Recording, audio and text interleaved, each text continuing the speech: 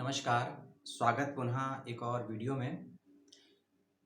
यदि आप मेरे चैनल को लंबे समय से देख रहे हैं तो आप ये समझते भी होंगे, जानते भी होंगे कि मूल रूप से स्कॉलरशिप और फेलोशिप के उद्देश्य से ये चैनल बनाया गया था। लेकिन आपके सवाल, आपकी क्वेरीज़ को लेकर इस वीडियो में, चैनल में मैंने एडमिशन, इंटरव्यू, सिनॉप्सिस ये सब वीडियो बनाए, ठीक है? आपने पसंद भी किए। तो उसी कड़ी में एक वीडियो आया है बहुत समय के बाद आपके समझ स्कॉलरशिप का।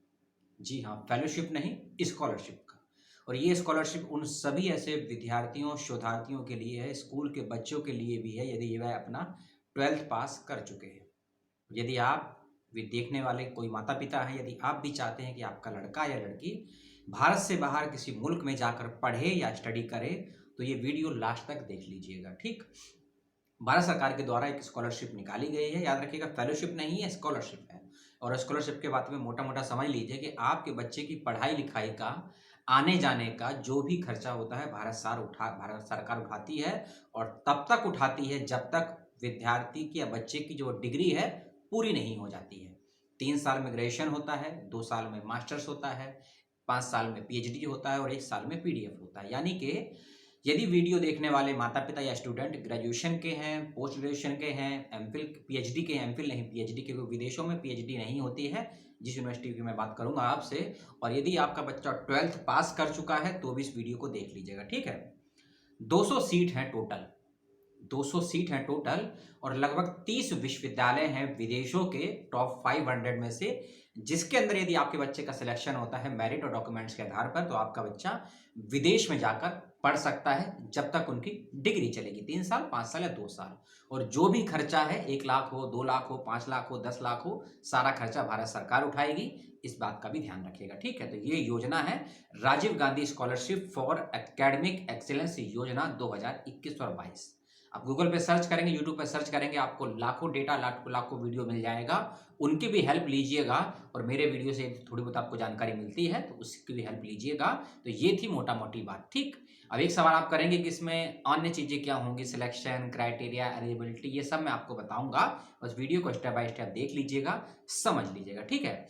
सबसे पहले आपको राजस्थान की वेबसाइट खोलनी होगी। राजस्थान की वेबसाइट खोलने की, राजस्थान सरकार की है, उसका लिंक मैं आपको दे दूँगा, वहाँ आपको जाना है। और अब आप यदि आप रजिस्ट्रेशन कर चुके हैं तो नहीं कर चुके हैं तो आपको लॉगिन करना होगा, और यदि नहीं करे हैं तो आपको पहले रजिस्ट्रेशन करके अपनी आईडी क्रिएट करनी होगी।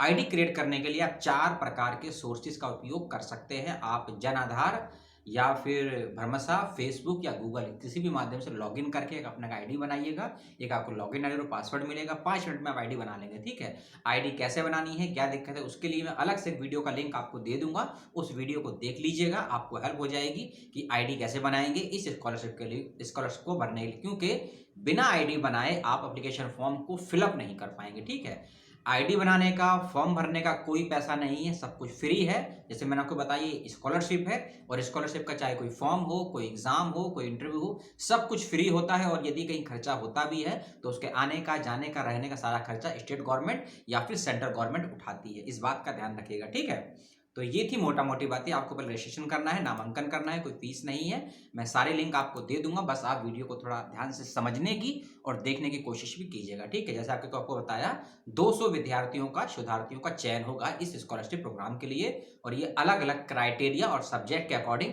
बाँटे गए हैं, वो मैं आपको आगे बता दूँगा, ठीक है? अब चलते हैं अपने मूल विषय पर, अपनी योजनाओं की जो इसमें प्रायोरिटी दी है। अब पहली चीज़ आती है, इसमें 4 कैटेगरी बनाई गई हैं, पहली चीज़। और इन कैटेगरी में इन 200 सीटों को बाँटा गया है। एक कैटेगरी इसमें है इंजीनियरिंग की, मेडिसिन की और अप्लाइड साइंस की। इंजीनियरिंग की, मेडिसिन की, अप्लाइड साइंस की, जिसके अंदर 15 सीटें निर्धारित की गई हैं। एक दूसरी कैटेगरी है जो है pure science and public health की, जिसमें 25 सीटें निर्धारित की गई है। तीसरी कैटेगरी है management and business administration and economics finance, ये दोनों एक ही कैटेगरी में आते हैं। इसमें 25 सीटें हैं। मैं आपको फिर से बता दूं, 15 सीटें हैं इंजीनियरिंग, मेडिसिन और अप्लाइड साइंस की, 3 कैटेगरी की टोटल 15 सीटें हैं। दूसरी कैटेगरी है प्योर साइंस और पब्लिक हेल्थ की, इन दो में टोटल 25 सीटें हैं। तीसरा है आपका management and business administration and economics and finance, इसमें ये तीसरी कैटेगरी है, इसमें भी 25 सीटें हैं। और जो चौथी और जो सबसे लास्ट है, इसमें 150 हैं। और ये चौथी कैटेगरी है जिसके अंदर आपका लॉ आएगा, नेचुरल एंड एनवायरमेंटल स्टडीज आएगा, एग्रीकल्चर एंड फॉरेस्ट साइंस आएगा, होम्स सोशल साइंस आएगा और ह्यूमनिटी आएगी, यानी कि ये 5 कैटेगरियाँ इसके अंदर है। यानी कि सबसे ज़्यादा कंपटीशन और मारामारी इन्हीं कैटेगरी में है। तो आपका जो भी सब्जेक्ट है, क्योंकि इन 5 कैटेगरी के अलावा आपका कोई बाहर का स्टडी नहीं होगा, चाहे लॉ हो, एजुकेशन हो, आर्ट्स हो, कॉमर्स हो, साइंस हो, ह्यूमनिटी हो, फिलॉसफी हो, सारे विषय इन 5 कैटेगरियों में आ जाएंगे। इन 12 विषयों में इसका आप ध्यान रखिएगा, ठीक है। अब चलते हैं टाइम पीरियड को लेकर। जो पीडीएफ करना चाहते हैं बच्चे, पीडीएफ मतलब पीडीएफ होती है पोस्ट डॉक्टरेट अनुसंधान, पोस्ट डॉक्टरेट फेलोशिप, जो कि 1 साल के लिए दी जाएगी।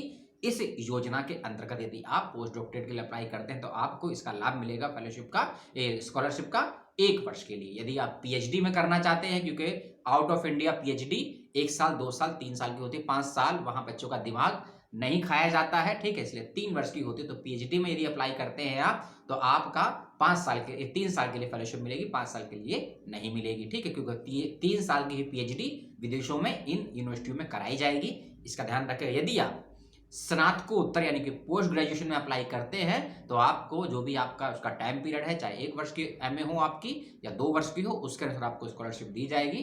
और पीजी में जो भी आपका टाइम पीरियड होगा उसके अनुसार 2 वर्ष, 3 वर्ष या 4 वर्ष की, क्योंकि विदेशी देशों में जो यूजी होता है यानी कि स्नातक होता है वह 2 वर्ष का भी होता है, कहीं कहीं 3 वर्ष का होता है, कहीं 4 वर्ष का होता है। फिक्स नहीं कर दी जाती हैं चीज़ें। यदि आप विदेशी मॉडल के एजुकेशन सिस्टम को थोड़ा समझते होंगे, जानते होंगे, तो वहाँ ऐसा नहीं है कि आपको पीजी 2 साल में ही करनी है, पीएचडी 5 में। आपके ऊपर कोई बर्डन नहीं होता है एजुकेशन सिस्टम का, या आप पीएचडी 5 में करेंगे या एमए 2 में करेंगे। आप पीएचडी 2 में भी कर सकते हैं, एमए 1 में भी कर सकते हैं। वही वैसा ही सिस्टम भारत में भी लाया जा रहा है, लेकिन धीरे धीरे, क्योंकि जो न्यू एजुकेशन पॉलिसी है उसके अनुसार आप अपना 4 साल वाला भी बीए चूज कर सकते हैं, 3 साल वाला भी बीए चूज कर सकते हैं, आप 4 साल का बीए और बीएड कर सकते हैं। तो ऐसे कोर्सेज भारत में भी आ रहे हैं। तो उसी मॉडल को समझिए कि वैसा ही मॉडल के तहत आपको ये समय के लिए आपको छात्रवृत्ति, ये स्कॉलरशिप दी जाएगी, ठीक है। न्यूनतम मापदंड भी आप समझ लीजिए। पहले तो आयु देख लीजिए। सबसे पहले आपका भारत का नागरिक होना जरूरी है। यदि आप या आपके बच्चे एनआरआई हैं, नॉन रिलायबल इंडियन, जिसे प्रवासी भारतीय बोलते हैं, तो वो भी इस स्कॉलरशिप के लिए अप्लाई कर सकते हैं। याद रखिएगा एक और मुख्य बात, कि आपके घर में मान लीजिए 2 या 3 या 4 बच्चे हैं, चाहे लड़के हैं, चाहे लड़कियां हैं, या 2 लड़के 2 लड़कियां हैं, तो आपको अप्लाई करने के लिए एक बात ध्यान रखो कि आप उन चारों के लिए अप्लाई नहीं कर सकते हैं। यदि आपके 2 बच्चे हैं तो दोनों, आप केवल 1 बच्चे के लिए ही अप्लाई कर सकते हैं। कि मान लीजिए किसी फैमिली में 2 बच्चे हैं या 4 बच्चे हैं, तो आप केवल एक ही स्टूडेंट के लिए अप्लाई कर पाएंगे इस स्कॉलरशिप योजना के अंतर्गत। इस बात का विशेष रूप से ध्यान रखिए। चाहे वो लड़का भी हो सकता है, लड़की भी हो सकती है, ट्रांसजेंडर भी हो सकता है, लेकिन अप्लाई एक फैमिली से एक ही स्टूडेंट के लिए आप कर सकते हैं। इस बात का विशेष रूप से ध्यान रखिएगा। एज 1 जुलाई तक, जो 1 जुलाई बीत चुकी है ना, अभी 1 जुलाई 2021 तक आपके बच्चे की आयु 35 वर्ष से ज्यादा नहीं होनी चाहिए। 34 वर्ष 11 महीने 29 दिन यदि होते हैं तो एलिजिबल है अप्लाई करने के लिए। लेकिन आप 35 वर्ष 1 दिन के हो जाते हैं, 1 जुलाई 2021 तक अप्लाई नहीं करेंगे, आप नॉट एलिजिबल माने जाएंगे, ठीक है। और आपके पास आपकी नागरिकता का और निवास का मूल प्रमाण पत्र होना जरूरी है। इस बात का भी ध्यान रखिएगा। अगली चीज, आय के बारे में इसमें बताया गया है, इनकम को लेकर, ठीक है। तो आपके जो अभ्यर्थी हैं, जो अप्लाई करने वाले हैं, मान लीजिए मैं अप्लाई करता हूं या आप अप्लाई करते हैं, तो आपके माता पिता की या फैमिली की जो भी वार्षिक इनकम है ना, एनम है, एनुअल इनकम है, वो 8 लाख से ज्यादा नहीं होनी चाहिए। इस बात का ध्यान रखिएगा, ठीक है। हो सकता है अप्लाई करते वक्त में आपसे एफिडेविट या फिर आय का प्रमाण पत्र भी मांगा जाए। मैं श्योर नहीं हूं क्योंकि मैंने तो अप्लाई किया नहीं है, लेकिन अगर मांगा जाता है तो आपको इनकम का सर्टिफिकेट या आय प्रमाण पत्र भी देना होगा। इस बात का ध्यान रखिएगा, ठीक है। और इसमें एक चीज कही गई है कि हाँ, 8 लाख से ज्यादा नहीं होनी चाहिए परिवार की कुल आय। इस बात का ध्यान रखिएगा। और यदि ज्यादा होती है आपकी आय और यदि इनकारी पाई जाती है तो आपका एप्लीकेशन फॉर्म रिजेक्ट कर दिया जाएगा, रिजेक्ट हो जाएगा, ठीक है। 12 से 15 पेज का पीडीएफ है, मैं आपको दे दूंगा, इसलिए 15 मिनट का वीडियो बनेगा। 15 मिनट आप दे लीजिए, आपको फॉर्म भरने में दिक्कत नहीं आएगी, क्योंकि हर बात आपको समझा रहा हूं जो भी मेरी समझ है, ठीक है। और स्पष्ट कर दिया गया है, जो मैं आपको सब चीजें बातें नोटिफिकेशन वेबसाइट में मेंशन है, अपनी तरफ से कुछ भी मैं नहीं बता रहा हूं, ठीक है। और इसमें दिया गया है छात्रवृत्ति जो आपको मिलेगी, कितना राशि प्राप्त हो सकती है। अधिक से अधिक 10 लाख तक की इसमें योजना है, जब तक आपका कोर्स चलेगा। 10 लाख के बारे में इसमें कहा गया है, ठीक है। और 1 लाख आपको मिलेगा आपके स्टेशनरी के लिए, टाइपिंग के लिए, बुक्स के लिए, कहीं कुछ आना जाना करते हैं उसी कंट्री में, तो उसके लिए अलग से आपको 1 लाख मिलेगा, यानी कि टोटल आपको मिलेगा 11 लाख रुपए, ठीक है। और ये जो 11 लाख मिलेगा ये आपको 2 वर्ष 3 वर्ष के लिए नहीं, ये आपको प्रति वर्ष मिलेगा, ठीक है। क्योंकि विदेशों में पढ़ाई वहाँ पे डॉलर में होती है, पाउंड में होती है, ठीक है, रुपये में नहीं चलती है, तो वहाँ की थोड़ी खर्चीला भी होता है। तो इनकम का जो पैरामीटर है, जो वहाँ पे रखा गया रेशियो, वो विदेशों के अनुसार रखा गया है कि आपको वहाँ कोई खर्चे की कमी ना पड़े। इस बात का ध्यान रखिएगा। आपने इलीमा अफरोज का नाम सुना होगा, ठीक है, 2020 की वह IPS ऑफिसर है। अच्छी लगता है कि कोई हमारे साथ कोई पढ़ता है और IAS IPS बनता है। तो इलीमा अफरोज जी सेंट स्टीफन से इन्होंने अपना ग्रेजुएशन किया था, तो इनको भी स्कॉलरशिप मिली थी एक इसी प्रकार की। तो वह भी विदेश से इकोनॉमिक्स से PG करके आई थी। तो स्कॉलरशिप का आप जरूर फायदा लीजिए और अप्लाई करने के लिए अप्लाई कीजिए, कोई दिक्कत नहीं है। और हाँ, कोटे वोटे की बात मत कीजिएगा कि मैं SC कैटेगरी से हूँ, OBC से हूँ, PhD को मुझे विशेष छूट जी नहीं, क्योंकि विदेशों में कोटा अलग चलता है, वहाँ रिजर्वेशन के अलग रूल्स हैं। जो नॉर्म्स इंडिया में होते हैं रिजर्वेशन के, वह दूसरे कंट्रीज में नहीं होते, क्योंकि भारत का संविधान केवल भारत के नागरिकों के लिए और भारत की सीमाओं तक ही लागू होता है। भारत का कोई अनुच्छेद, कोई कानून Sri Lanka, Nepal, Pakistan, Burma, Myanmar, China या थाईलैंड में लागू नहीं होगा, केवल भारत की सीमाओं में ही लागू होगा। इसीलिए रिजर्वेशन का कोई भी नियम इसमें लागू नहीं है और जो भी कैंडिडेट होंगे सभी जनरल तरीके से इसमें ट्रीट किए जाएंगे, ठीक है। वीजा की जो व्यवस्था है, वीजा का जो खर्च है, सारा कुछ भारत सरकार करेगी, इस बात का भी ध्यान रखिएगा। एक बात मैं शायद आपको बताना भूल गया, तो गलती भी हो गई, मैं उसके लिए माफी मांगता हूं। ये छात्रवृत्ति है केवल केवल राजस्थान के स्टूडेंट्स के लिए है, ठीक है।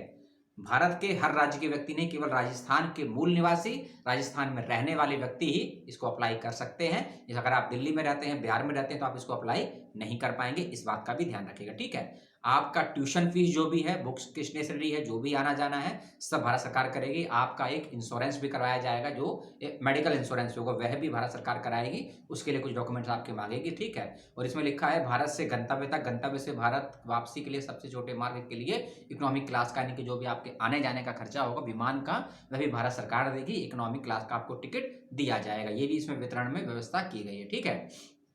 और योजना का मैंने टाइम वगैरह आपको बता दिया। इसके साथ साथ में छात्रवृत्ति के समय के दौरान जब अपना ये कोर्स करेंगे आप वहां जाके, उस दौरान आपको उसी कंट्री में कहीं घूमने की व्यवस्था करनी हो, कहीं आना जाना करना हो, वो आप कर सकते हैं। खर्चा आपको भारत सरकार ही देगी उसी स्कॉलरशिप में से, इस बात का ध्यान रखें। तो आप वह भ्रमण भी कर सकते हैं और उसका लाभ ले सकते हैं। 12% की दर से आपको वह पैसा भी इसमें दिया जाएगा, ठीक है। RGS करके स्कॉलरशिप सर्च करेंगे, राजीव गांधी स्कॉलरशिप 2021-22, आपको इसमें प्राप्त हो जाएगी, गूगल में भी और यूट्यूब में भी, ठीक है। तो ये सारी चयन प्रक्रिया मैं आपको बता देता हूँ दोबारा से। आप एप्लीकेशन फॉर्म भरिएगा। एप्लीकेशन फॉर्म भरने से आपको एक लॉगिन ID बनानी पड़ेगी। RGSS की वेबसाइट पर जाकर इसका लिंक मैं आपको दे दूंगा। लॉगिन ID कैसे बनानी है उसके लिए एक अलग से वीडियो का लिंक दे दूंगा। मेरा वीडियो नहीं है, यूट्यूब पर ही किसी एक अच्छी वीडियो का मुझे लिंक मिला, मुझे अच्छा लगा तो मैंने आपके लिए सेव करके रखा, उसका मैं लिंक दे दूंगा। नहीं तो नॉर्मली जाइएगा, अपना ID पासवर्ड बनाइएगा, जैसे Gmail ID बनाते हैं सेम वैसे ही ID पासवर्ड बनेगा। और उस ID पासवर्ड बनने के बाद आपको लॉगिन करना होगा वेबसाइट पर, वहाँ पे आपसे चीजें मांगी जाएंगी, उसको वहाँ फिलअप कर दीजिएगा, ठीक है। जो भी आपसे डॉक्यूमेंट मांगता है, चाहे आपका आधार कार्ड है, पैन कार्ड है, वोटर ID कार्ड है या पासपोर्ट है, वीजा जो भी मांगता है उसको दे दीजिएगा। और जो नहीं है उसके लिए वहाँ ऑप्शन दिया होगा या अंडरटेकिंग दी होगी, उसको चेक कर लीजिएगा। और सारे डॉक्यूमेंट्स को पढ़ने समझने के बाद अपने माता पिता से, अपने जानकारों से कंसल्ट करने के बाद ही अप्लाई कीजिएगा, इस बात का विशेष रूप से ध्यान रखिए। अगली चीज, यूनिवर्सिटीज के नाम, कि किस किस यूनिवर्सिटी के लिए आप पढ़ने के लिए जाएंगे, उनके आप नाम सुन लीजिए। ये टोटल ये 30 है इनकी संख्या, ठीक है ना, 30 है इनकी संख्या। अच्छी यूनिवर्सिटियां हैं, ज्यादा है, मैं तो 30 बोल दिया। 50 यूनिवर्सिटियां इसमें, 50 यूनिवर्सिटियां इसमें दे रखी है, ठीक है। कुछ के ही नाम बताऊंगा, बाकी आप वेबसाइट पे PDF में देख लीजिएगा, ठीक है। इसमें एक यूनिवर्सिटी है वाशिंगटन यूनिवर्सिटी ऑफ LT, ये अमेरिका में है।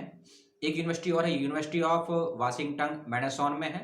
University of illness urban campaigning America में है। न्यागन टेक्निकल यूनिवर्सिटी सिंगापुर में है।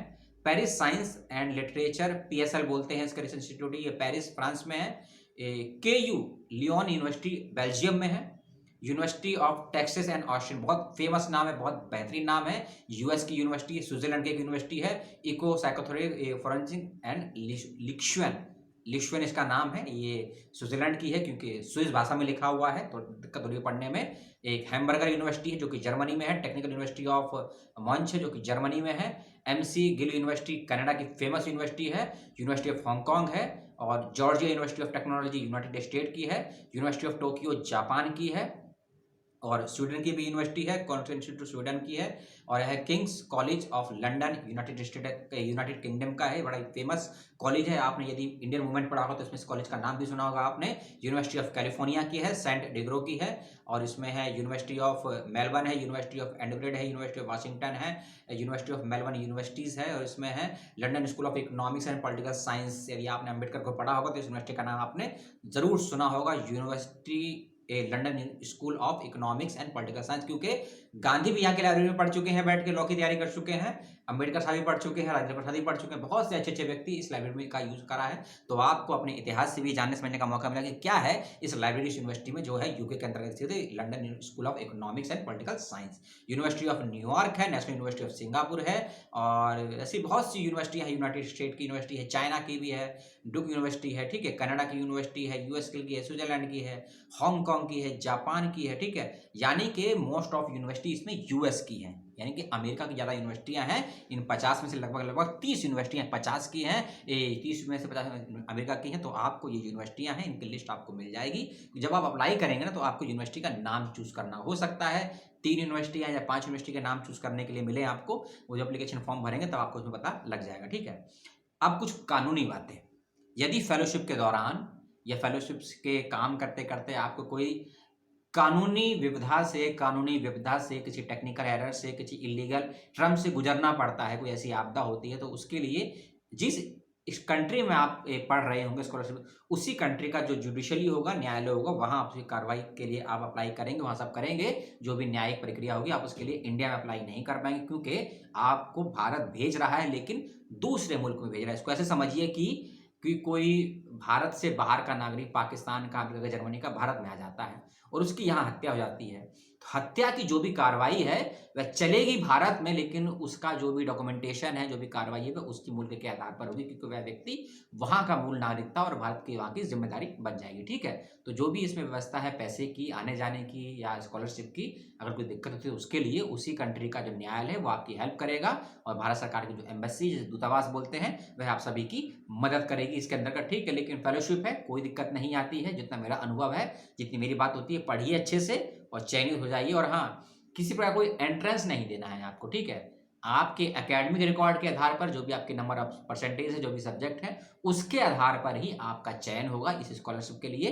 इस बात का भी विशेष रूप से ध्यान रखिएगा। और कुछ जरूरी बातें यदि मुझसे छूट गई हैं या आप मुझसे कुछ और जानना चाहते हैं, पूछना चाहते हैं, तो आप मुझसे कमेंट करके पूछ सकते हैं। यदि आपने वीडियो को स्किप करके देखा है, स्किप समझते हैं, जंप करके, एक पैर यहाँ पर, एक वहां पर, एक वहां पर, यानी कि पहले 10 सेकंड का देखा, 5 मिनट आगे आ गए, फिर देखा, अगर आपने ऐसे वीडियो को देखा है तो सवाल मत कीजिएगा कमेंट बॉक्स में, अपने आप का चिंतन कीजिएगा कि मैंने 17 मिनट तक बकवास करी है या आपके 17 मिनट वेस्ट किए हैं।